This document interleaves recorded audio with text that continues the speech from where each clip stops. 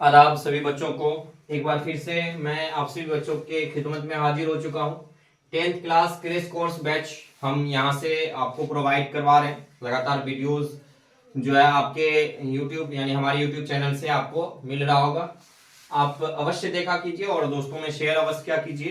Chemistry के लिए, math के लिए, फिजिक्स के लिए आपके सारे वीडियोस, बायो के लिए मतलब लगभग साइंस पेपर हम कवर कराएंगे।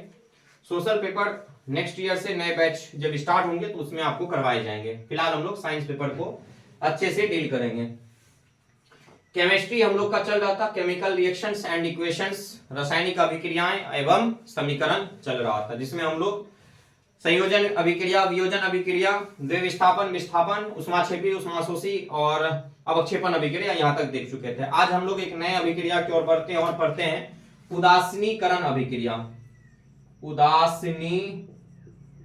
उदासीनीकरण अभिक्रिया, उदासीनीकरण, ये र है, र, उदासीनीकरण अभिक्रिया। चलिए, बहुत ही अच्छा अभिक्रिया है और पूछा जाता है ये अभिक्रिया, उदासीनीकरण अभिक्रिया क्या है।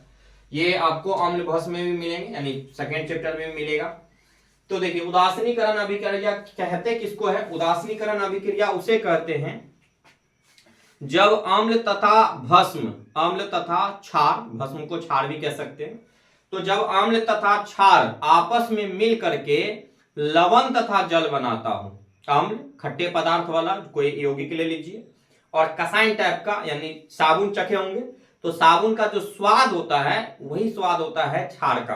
तो अम्ल या राख को तो चखे होंगे, बचपन में मले होंगे। आप लोग अगर देहात से बिलोंग करते हो, गांव से, तो अवश्य मले होंगे। दांत वगैरह को मला जाता है, बचपन में लोग मिट्टी उट्टी खा लेता है, तो उसी तरह का स्वाद रहता है क्षार का। तो अम्ल तथा क्षार जब आपस में क्रिया करते हैं तो क्या बनाता है? लवण बनाता है, और साथ ही साथ क्या पैदा करता है? जल पैदा करता है। तो वो अभिक्रिया कहलाती है उदासीनीकरण अभिक्रिया। क्या कहलाती है? उदासीनीकरण अभिक्रिया। जज्बा से पढ़िए एकदम, और अच्छे से पढ़िए, ठीक है, मस्ती से। हमने क्या कहा? हमने कहा जब अम्ल तथा क्षार, अम्ल तथा क्षार आपस में अभिक्रिया करके क्या बनाता हो? लवण बनाता हो, और साथ ही साथ जल बनाता हो, तो ऐसी अभिक्रिया कहलाती है उदासीनीकरण अभिक्रिया। तो हम लिख सकते हैं वैसी अभिक्रिया, वैसी अभिक्रिया जिसमें अम्ल तथा भस्म, या क्षार लिख देते हैं, अम्ल तथा क्षार आपस में, अम्ल तथा क्षार आपस में क्रिया करके क्या बनाता है? लवण तथा जल बनाता हो, लवण तथा जल बनाता हो, लवण तथा जल बनाता है। तो वैसी अभिक्रिया कौन सी अभिक्रिया कहलाती है? उदासीनीकरण अभिक्रिया कहलाती है। अम्ल HCl एक अम्ल है, हाइड्रोक्लोरिक अम्ल, हम लोग के आमाशय में, यानी पेट के अंदर आमाशय में रहता है। क्षार सोडियम हाइड्रोक्साइड, देखिए जहां भी OH लगा रहेगा, OH ये क्षार है, क्षार का गुण है वो OH के साथ रहता है। तो अम्ल तथा भस्म जब आपस में अभिक्रिया करते हैं तो प्यारे बच्चों, दुलारे बच्चों, और वो बनाता क्या है? लवण तथा जल बनाता। सर इसका रिएक्शन कैसे कंप्लीट करें? तो हम आपको बताएं, प्लस माइनस कर दीजिए। किसी भी अभिक्रिया में अगर यौगिक है, कंपाउंड है, और उसको आप प्लस माइनस कर दीजिएगा तो आसानी से वो क्या हो जाएगा? आपको समझ में आ जाएगा, प्लस माइनस। तो ये प्लस है, ये OH माइनस है, ये माइनस है, ये प्लस है, तो इसका Na और इसके Cl से अभिक्रिया कर लेगा। चल रे NaCl, Na को Cl बहुत पसंद है। H, यहाँ पे एक H, कितना हो गया? 2H और O, क्या बन गया? जल। तो NaCl ये लवण यानी नमक, इसको कहते हैं सोडियम क्लोराइड। नाम नहीं लिखेंगे, पिछले वीडियो में बहुत सारा नाम लिखे हम, इसलिए आप देखिए, देखा कीजिए और उसका नाम याद रखिए। देखिए, कॉपी पे रहने से कुछ नहीं होने वाला है आपको, कुछ नहीं, दिमाग में और उस कोने में रख लीजिए जहां से आपका डिलीट हो ही नहीं, यानी डिलीट नहीं करना है।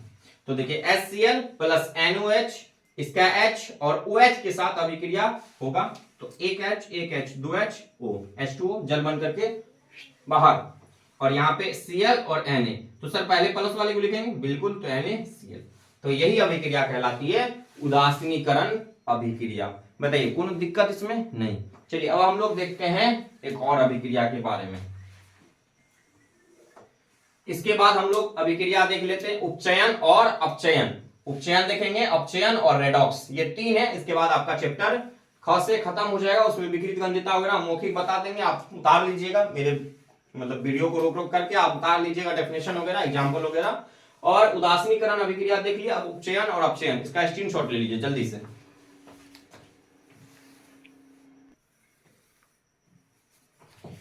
चलिए बुआ, अब जो है हम लोग उपचयन और अपचयन को एक साथ देख लेते हैं। उपचयन यानी ऑक्सीडेशन, ऑक्सीडेशन का मतलब होता है उपचयन यानी ऑक्सीडेशन, क्या कह सकते हैं, ऑक्सीडेशन या ऑक्सीकरण अभिक्रिया। क्या इसी का नाम है, ऑक्सीकरण अभिक्रिया। देखिए मैं जो बोलता हूं उसको भी आप लिख लिया कीजिए, बहुत ज्यादा इंपॉर्टेंट रहता है। चलो ध्यान दो, इधर इधर इधर बोर्ड की तरफ मार के मुंह तोड़ देंगे, ध्यान दो। उपचयन अभिक्रिया कहता है, ऑक्सीडेशन अभिक्रिया कहता है कि वैसी रासायनिक अभिक्रिया जिसमें ऑक्सीजन का वृद्धि हो, ऑक्सीजन का क्या हो, वृद्धि हो, तथा हाइड्रोजन का, या फिर तथा नहीं, या तो ऑक्सीजन का वृद्धि हो या हाइड्रोजन का हानि हो। तो हम अपनी भाषा में कहते हैं या तो ऑक्सीजन जुट जाए या हाइड्रोजन निकल करके भाग जाए, तो ऐसी अभिक्रिया कहलाएगी उपचयन अभिक्रिया। हमने क्या कहा कि ऑक्सीजन का जुटना ही और हाइड्रोजन का हटना ही उपचयन अभिक्रिया कहलाता है। तो ऐसी अभिक्रिया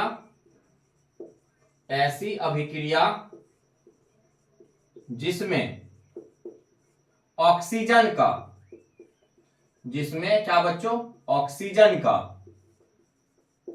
ऐसी अभिक्रिया जिसमें ऑक्सीजन का वृद्धि या हाइड्रोजन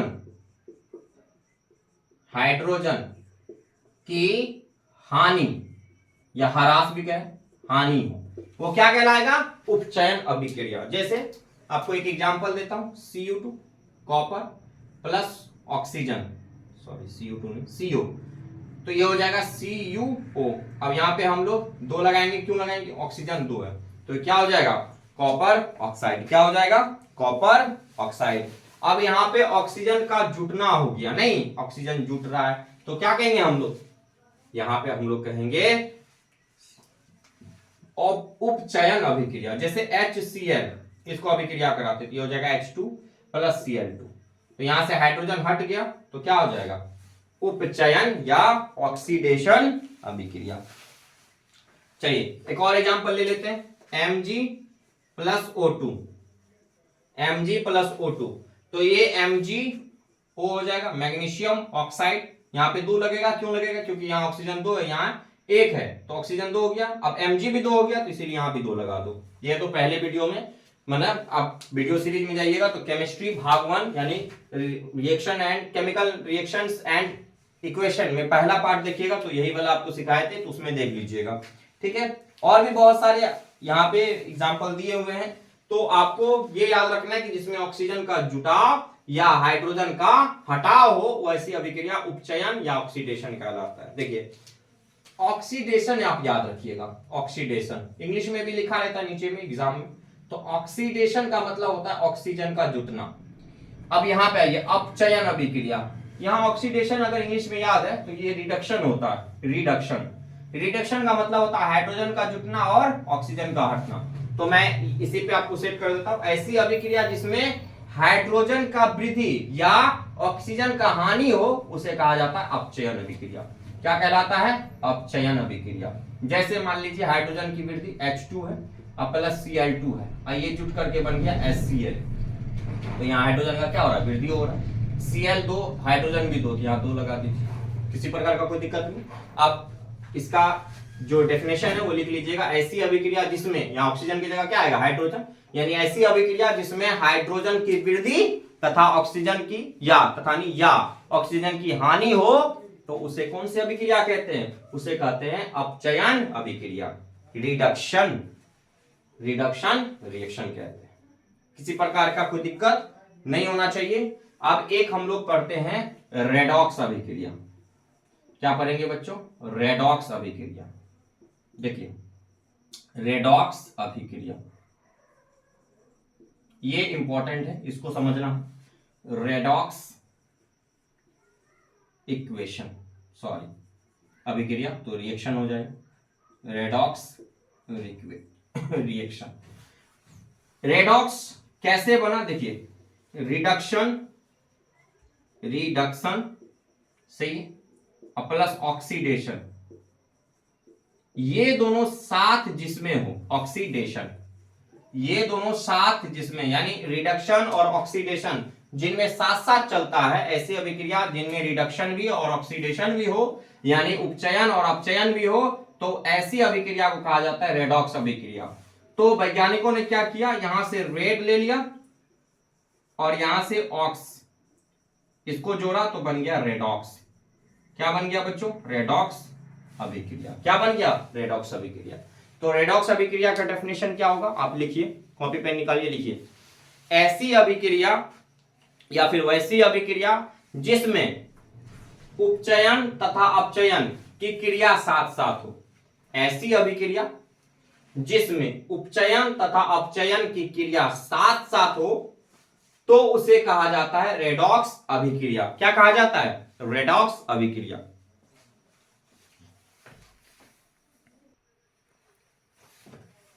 चलिए मैं इसका एक एग्जांपल लिख दिया हूं, एक एग्जांपल आपके लिए।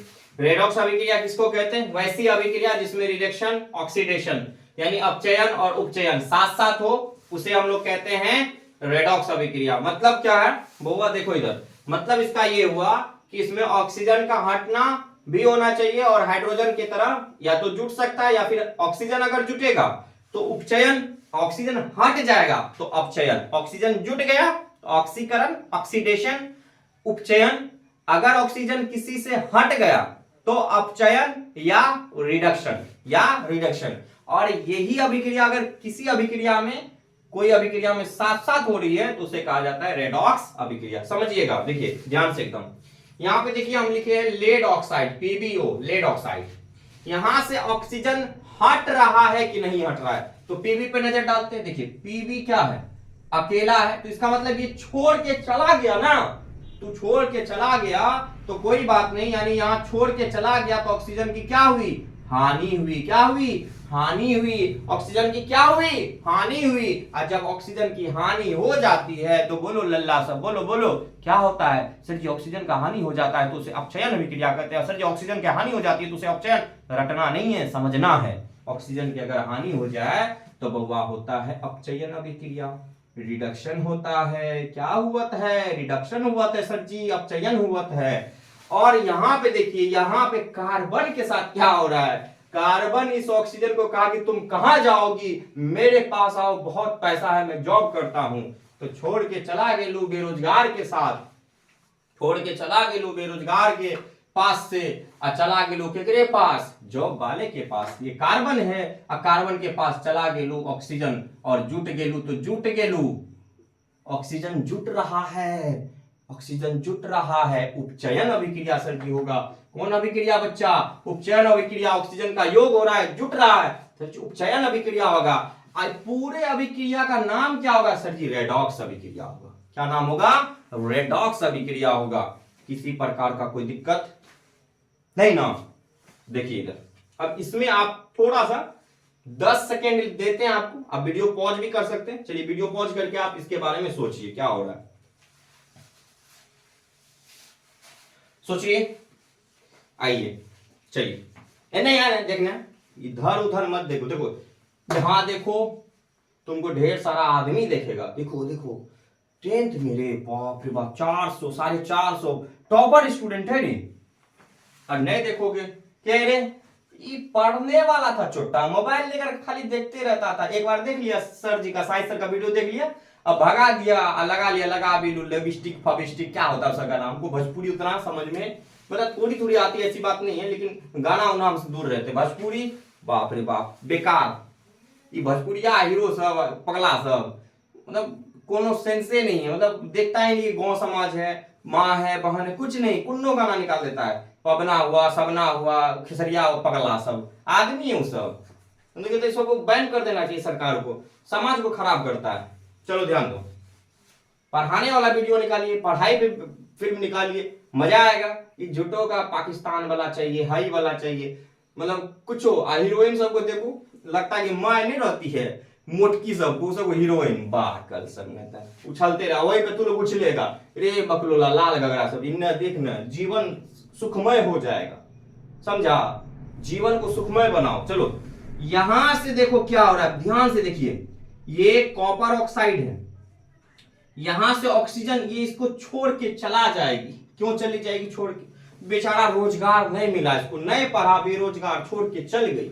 जब छोड़ के चला गेलू तो छोड़ के चला गेलू तो हम हो गई, ऑक्सीजन अगर छोड़ के चला जाए तो हो जाएगा क्या? अपचयन। क्या हो जाएगा? अपचयन। गर्लफ्रेंड अगर बॉयफ्रेंड को छोड़ के चला जाता है तो हो जाता है अपचयन। क्या हो जाता है? अपचयन। और जेकरे साथ जुट जाता है उसका हो जाता है उपचयन। क्या हो जाता है? उपचयन। क्या हो जाता है? उपचयन। क्या हो जाता है? उपचयन। हाइड्रोजन के साथ जुट गया है, कौन जुटा है? ऑक्सीजन। ऑक्सीजन हाइड्रोजन के साथ जुटे, कि निमका के साथ, कि ढिमका के साथ, कि फेंडा के साथ, कौन होगा? उपचयन होगा। क्या होगा? उपचयन। ऑक्सीडेशन। क्या होगा? ऑक्सीडेशन। और जहां पे ऑक्सीडेशन, रिडक्शन जिस अभिक्रिया में साथ साथ हो उसे क्या कहते हैं? उसे कहते हैं रेडॉक्स अभिक्रिया। कौन अभिक्रिया? रेडॉक्स अभिक्रिया। कोई दिक्कत इसमें? समझ में आई बात? फिर से एक बात शांति ढंग से। हमने कहा कि ऑक्सीजन अगर बउआ निकल करके केकरो साथ चल जाए, ऑक्सीजन तोरी गर्लफ्रेंड तोरी से छोड़ करके 12th बाद केकरो साथ चल जाए तो तू हो जाएगा अपचयन, अकेला रहेगा। अकेले हो गए हम, छोड़ के चला गए, अकेले, अपचयन अभिक्रिया। जेकरा साथ है वो करते एकदम उह माँ निकलते रहता है, क्या बात है, उह बा ही है, हेऊ है, फ्रीज है, स्लिम का, हाइडिम का। हाइड्रोजन के साथ जुट गया तो ये हो गया उपचयन, यानी ऑक्सीडेशन। किसी प्रकार का कोई दिक्कत नहीं? इसका स्क्रीनशॉट ले लीजिए और फिर समझते हैं हम लोग आगे। चलिए स्क्रीनशॉट ले लीजिए, मिटा देते हैं। अब जो हम पढ़ेंगे उसके बारे में आपको समझा देते हैं। आपके कॉपी कलम, आप कॉपी कलम निकाल के रखिए और लिखते जाइएगा। समय नहीं है हम लोगों के पास, बस एक मंथ जनवरी, और मतलब लगभग 1.5 मंथ का समय है, तो इसलिए लिखाने से ज्यादा होगा कि मैं सोचता हूं कि आपके दिमाग में आना चाहिए, है ना। अगला जो टॉपिक है वो है बउआ आपका विकृत गंधिता का। विकृत गंधिता इंग्लिश में कहते हैं रैंसिडिटी। विकृत गंधिता इंग्लिश में क्या कहेंगे? रैंसिडिटी। रैंसिडिटी, रैंसिडिटी, हाँ इंग्लिश में ये लिखा हुआ है रैंसिडिटी। चलिए सीबीसी वाला रैंसिडिटी समझोगे, और बिहार बोर्ड वाले आप लोग कहिएगा विकृत गंधिता। विकृत का अर्थ क्या होता है? विकृत का अर्थ होता है बेकार, सीधा समझिए, बेकार। विकृत का मतलब हो जाएगा बेकार। गंध, गंधित मतलब गंध, तो बेकार गंध देने वाले जितने भी पदार्थ हैं, बेकार गंध देने वाले यानी दुर्गंध देने वाले पदार्थ, जिस प्रोसेस के चलते वो दुर्गंध देता है, वही प्रोसेस, वही प्रक्रिया कहलाती है विकृत गंधिता। ये आपके दिमाग में आना चाहिए। एग्जाम में सर, एग्जाम में ये नहीं लिखना, एग्जाम में अच्छे से। अब जरा सोचिए, बेकार पदार्थ कब होता है? कोई खाने वाला पदार्थ है ना, आप सुनिएगा कि कुछ हो रास्ते में सुन लीजिएगा, नहीं ना सुनिएगा। सुनना किसको है? जो खाएंगे उसी को सुनते हैं हम लोग, कि मतलब महक अगर खराब आ रहा है तो नहीं हम नहीं खाएंगे, बाप रे बाप विकृत गंधिता हो गया, रैंसिडिटी हो गया। तो रैंसिडिटी अगर हो जाए, विकृत गंधिता अगर हो जाए, तो वैसे पदार्थ को नहीं खाते हम लोग। खट्टे पदार्थ को खाएंगे, जब भात बना हो, दाल बना हो, तो दाल अगर खट्टा हो जाए तो क्या हम खा पाएंगे? बिल्कुल नहीं खा पाएंगे। तो देखिए विकृत गंधिता, रैंसिडिटी क्या है? विकृत गंधिता तेल या वसा या तेल से बने पदार्थ में जब कुछ समय तक रख देते हैं तो उसमें अरुचिकर गंध आ जाती है, जिनसे उनका स्वाद और उनका गंध आ जाती है, यानी उनके स्वाद में परिवर्तन आ जाता है और उनके गंध, उसमें स्मेल उत्पन्न हो जाता है, गंध उत्पन्न हो जाता है। तो ऐसे पदार्थ यानी इस प्रक्रिया को हम लोग कहेंगे विकृत गंधिता। क्या कहेंगे? विकृत गंधिता। वसा तथा तेल से बने खाद्य पदार्थों में जब अरुचिकर गंध आ जाती है तो इस प्रक्रिया को हम कहते हैं विकृत गंधिता। क्या कहते हैं? विकृत गंधिता। विकृत गंधिता किसके कारण हुई? आप खाना को खुला छोड़ दीजिए, फ्रिज में नहीं रखिए या फिर वायु रोधी बर्तन में नहीं रखिएगा तो उसमें ऑक्सीजन जाकर के ढुक जाएगा और उससे भेंट मुलाकात करेगा। दीदी तू अच्छी, हाँ दाल भैया, आया जैसे ही दाल को ऑक्सीजन गया, गले लगाया, खराब। ऑक्सीजन मिला, कौन अभिक्रिया? कहिएगा सर उपचयन। तो उपचयन की क्रिया अगर किसी पदार्थ में हो गई तो वो स्वाद में और उसका स्मेल बदल जाएगा, यानी वो गंधित हो जाएगा, यानी गंध देगा और उसका स्वाद खट्टा हो जाएगा। तो ऐसी अभिक्रिया कहलाएगी, यानी ऐसा प्रक्रिया विकृत गंधिता कहलाता है। किसी प्रकार का कोई दिक्कत नहीं।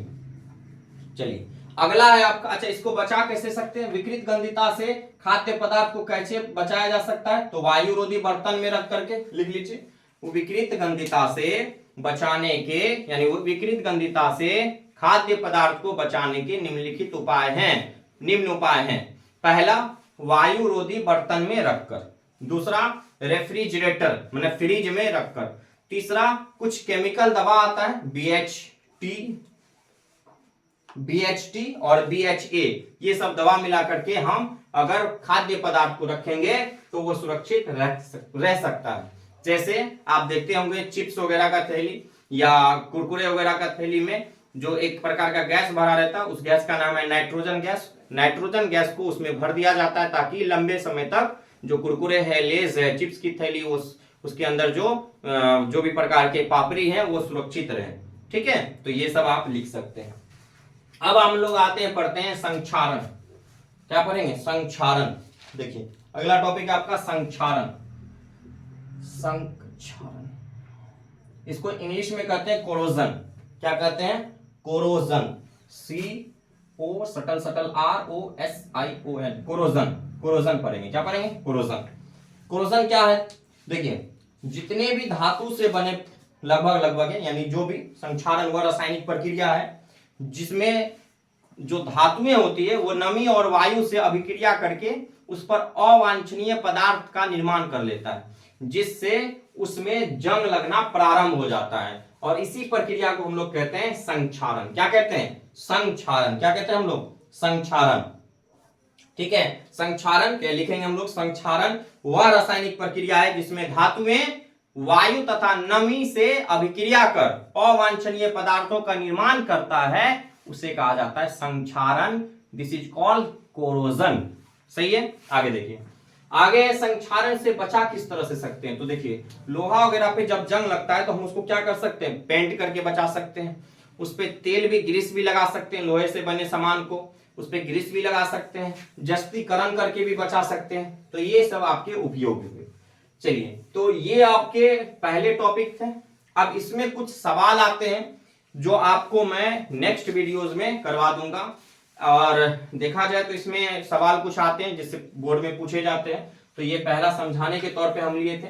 तो बोर्ड में जो सवाल आते हैं तो पहले मैं सोच रहा हूं कि एक बार चैप्टर 2-3 चैप्टर पढ़ा दूं, फिर उसके साथ एक साथ सवाल करा दूंगा, मिक्सिंग वाला, मिक्सचर मतलब मिसलेनियस सवाल, और वो आपको काफी काम आएगा। तो हमारा जो नेक्स्ट चैप्टर होगा वो है आम्ल क्षार। चैप्टर है हमारा अगला अध्याय 2। चैप्टर हो जाएगा आपका बुआ दूसरा, और चैप्टर दूसरा जो है ये आपका कहलाता है आम्ल क्षार या भस्म कह दीजिए, आम्ल भस्म तथा लवण। ये आपका दूसरा चैप्टर है, आम्ल भस्म तथा लवण। लेकिन इसमें एक चीज बुआ हम करेंगे, इस चैप्टर को रोका जाए। एक सेकेंड बुआ, बस आपको देख लेते हैं। इसको रोक करके हम लोग चैप्टर 3 पढ़ते हैं, यानी चैप्टर आप 2 ही लिखिएगा, लेकिन हम लोग पढ़ेंगे धातु अधातु। क्योंकि धातु अधातु अगर वो आप नहीं पढ़िएगा ना, धातु और अधातु, तो फिर आपको ये चैप्टर यानी अम्ल भस्म समझ में दिक्कत होगा। क्योंकि पहले तो आपको नॉलेज होना चाहिए धातु है क्या, अधातु क्या है, तब जाके जब रिएक्शन करवाएंगे अम्ल वगैरह से तो आपको समझ में आ जाएगा कि हाँ सर धातु है तो ऐसे ऐसे कंडीशन है इसमें, अधातु है तो ऐसे ऐसे कंडीशन है, उपधातु है तो ऐसे ऐसे कंडीशन है।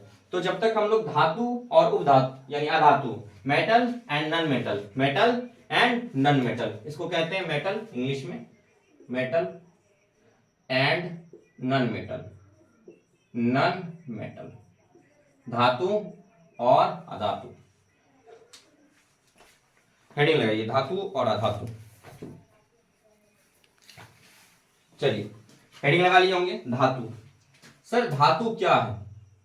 तो सबसे पहले तो ये चेक करेंगे कि धातु शब्द जो है ये कहां से निकल करके आया है, क्या है धातु।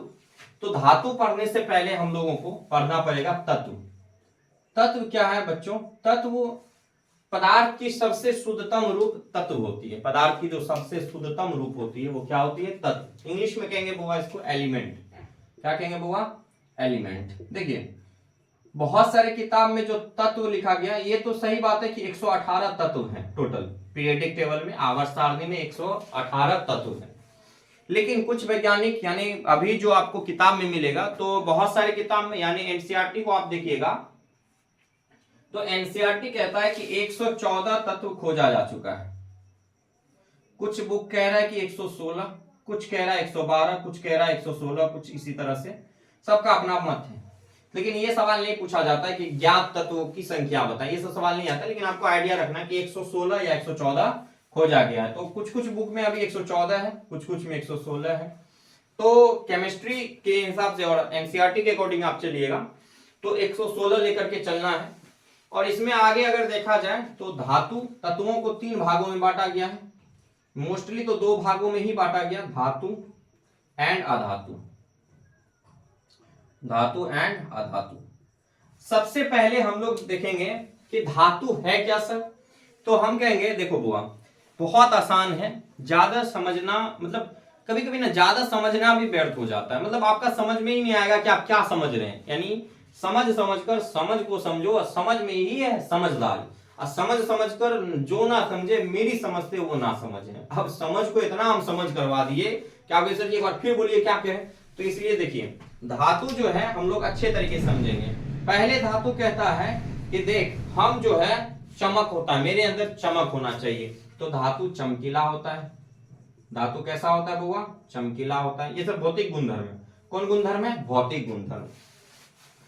कहेगा धातु के भौतिक गुणधर्म लिखिए तो आप लिख दीजिएगा धातु चमकीला होता है। दूसरा लिखिएगा धातु जो है आघात वर्धीय होता है। अब ये सर जी ये आघात वर्धीय है क्या? आघात वर्धीय हम कहेंगे रुको बुआ समझा देते हैं, क्या दिक्कत है।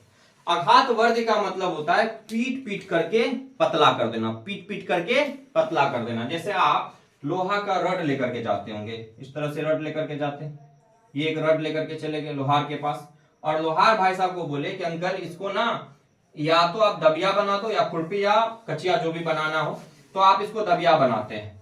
तो ये लोहा का रड है और इसको दबिया वो इस तरह से आकार में आपका बना देता है। इस तरह से आपका दबिया वो बना देता है और एक लाठी यानी एक लठ के साथ उसको जोड़ देता और कहता ले बुआ ये तोरा दबिया है और बन गया। आप कितना बड़ा लेकर के गए? आप इतना बड़ा लेकर के गए, इसको पीट पीट करके क्या किया सर? चादर की तरफ पतला कर दिया। तो किसी भी पदार्थ को यानी खास करके धातु लोहा वगैरह को पीट पीट कर पतला कर दिया जाता है तो वो होता है आघात वर्धीय। सर समझ गए? चलिए आगे चले। सर धातु और क्या होता है? तो धातु में तन्यता का गुण पाया जाता है। धातु तन्य होता है। तन्य मतलब कि अगर आप 1 ग्राम सोना लेकर के जाइएगा सोनार के पास तो ये लगभग 2 किलोमीटर लंबा तार खींच देगा। कितना? 2 किलोमीटर लंबा तार। 1 किलोग्राम 1 ग्राम सोना अगर लेकर के जाइएगा सोनार के पास, बार बार हमसे गलती हो रहा है, क्या हो गया आज? लगता है आप लोग वीडियो को शेयर नहीं करते हैं। तो वीडियो को शेयर अवश्य क्या कीजिए, इससे हमारा भी मनोबल बढ़ेगा और पढ़ाने भी मजा आएगा, है ना। तो ये याद रखना है, ठीक है। चलिए ठीक, एक चेक कर रहे थे 2 किलोमीटर, यानी देखिए है क्या कि एग्जैक्ट होना चाहिए। तो 1 ग्राम अगर सोना यानी गोल्ड लेंगे, 1 ग्राम अगर सोना लेंगे तो इससे 2 किलोमीटर लंबी तार खींच सकते हैं, जो बाल से भी ज्यादा पतली हो जाएगी, लेकिन 2 किलोमीटर तक खींच सकते हैं, टूटेगा नहीं जल्दी। तो यानी किसी भी पदार्थ को खींच खींच करके लंबा कर देना, वो पदार्थ की गुण कहलाती है तन्यता। धातु जो है वो विद्युत के सुचालक होते हैं। किसके सुचालक होते हैं? विद्युत के। यानी कहने का मतलब क्या है? कहने का मतलब है बच्चों कि इसमें विद्युत आराम से आ सकती है, जा सकती है, आ सकती है, जा सकती है। जैसे लोहा का रड अगर हम प्लग में ऐसे घुसा देंगे और लोहा ऐसे रहेगा तो हमको उठा के पटक देगा, नहीं पटक देगा, ठीक है। दूसरी बात, ये उष्मा के सुचालक होते हैं। किसके सुचालक? उष्मा के भी सुचालक होते हैं। सर उष्मा के सुचालक का मतलब क्या है? तो उष्मा के सुचालक का मतलब है बुआ, जैसे आप एल्युमिनियम का ले लीजिए, ये एल्युमिनियम है, एल्युमिनियम ले लीजिए और एल्युमिनियम के कढ़ाई को आप क्या कीजिए बुआ, एल्युमिनियम की कढ़ाई को आप जो है कढ़ाई को आप रख दीजिए चूल्हे पे। चूल्हे पे जब आप रखिएगा तो आप उसकी कढ़ाई पे जो ये इस तरह का बना रहता है कढ़ाई, और यहाँ जो ऐसे हैंडल टाइप का रहता है, यहाँ इस हैंडल को आप पकड़िए और जैसे ही कढ़ाई के हैंडल को पकड़िएगा, ओह माय गॉड क्या हो गया, पक गया आप। बर्नर तो यहां जल रहा था ना, आग तो यहां लगी हुई थी, आग तो दिल में लगी है, बुझाएंगे 10th का एग्जाम दे करके, है ना। आग तो यहाँ, लेकिन ये धीरे धीरे धीरे धीरे धीरे इसका जो उष्मा है, धीरे धीरे रे मना धीरे सब कुछ होए, माली सींचे सो घरा ऋतु आए फल होए, है ना। चलिए, तो कबीर का दोहा भी हो गया। ये यहां पे आकर के हीट एब्जॉर्ब कर लिया और ये क्या हो गया, गर्म हो गया। तो इसका मतलब है कि उष्मा यहां से यहां गया, तो इसका मतलब ये सुचालक हो गया। तो एल्युमिनियम क्या हो गया, एल्युमिनियम विद्युत, ये उष्मा के सुचालक। लोहा भी इस तरह से, तो उष्मा के सुचालक होते हैं कौन, धातु। ठीक है, यहां तक कोई दिक्कत नहीं होना चाहिए। और भी कुछ गुण है, उसके बारे में हम लोग पढ़ते हैं। धातु को जो आप पीटिएगा तो इससे आवाज निकलेगी। क्या निकलेगी, आवाज, ये शोर करेगा, ठीक है। धातु को जब पीटते हैं, देखिए पीटते हैं आवाज निकला, धातु को जब पीटते हैं तो आवाज निकलता है। अब हम लोग अधातु के बारे में देख लेते हैं। अधातु में चमक पाया जाएगा, नहीं। अब इसमें एक अपवाद है, अपवाद मैं यहां लिख देता हूं। अपवाद क्या है इसका बुआ, अपवाद है इसका कि आयोडीन। आयोडीन एक अधातु है लेकिन इसमें चमक पाई जाती है। चमक क्या हो जाती है, चमक पाई जाती है, चमक होती है, याद रखना है, समझते जाना है। आघात वर्ग नहीं होता है सर, नहीं, है ना, तन्यता नहीं पाई जाती है। विद्युत के सुचालक नहीं होता है, लेकिन अपवाद है, अपवाद याद रखिएगा, अपवाद हमेशा काम आएगा। अपवाद, अपवाद में कौन है, ग्रेफाइट। ग्रेफाइट, हीरा, ग्रेफाइट, ये कार्बन, और कार्बन है अधातु, तो कार्बन के अप्रूप है, आप पढ़े होंगे, नहीं पढ़े हैं तो जान लीजिए कि कार्बन जो है वो अधातु है और उनका अपरूप है बाल बच्चा है ग्रेफाइट, जो विद्युत के क्या होते हैं, सुचालक होते हैं। विद्युत के क्या होते हैं, सुचालक। ये विद्युत के सुचालक, यानी इनमें विद्युत क्या हो जाएगी, सुचालक, यानी विद्युत इसमें आ सकता है, जा सकता है। सर ग्रेफाइट होता क्या है, ग्रेफाइट मैं आपको दिखाता हूं। ग्रेफाइट,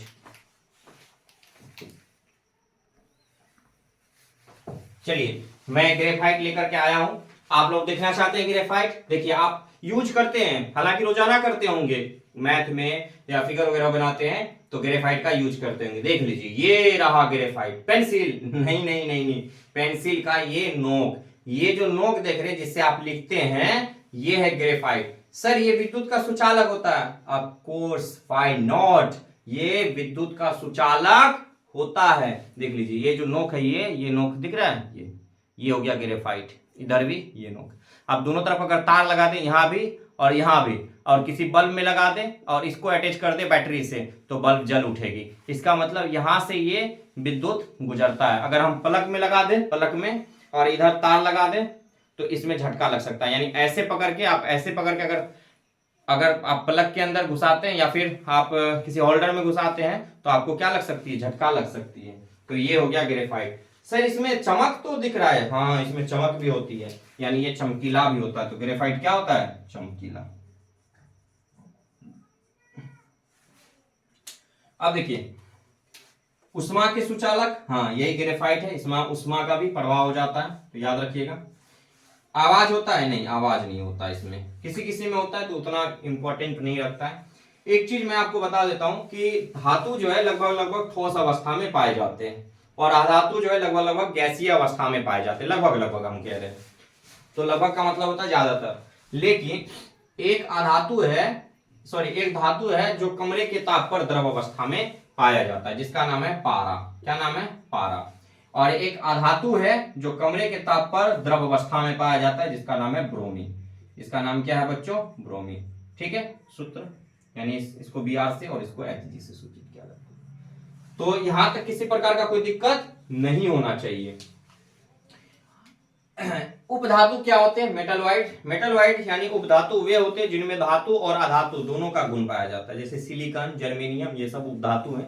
उपधातु की संख्या ऐसे 7 बताई जाती है, किसी में 9 भी, तो 7 उपधातु हैं।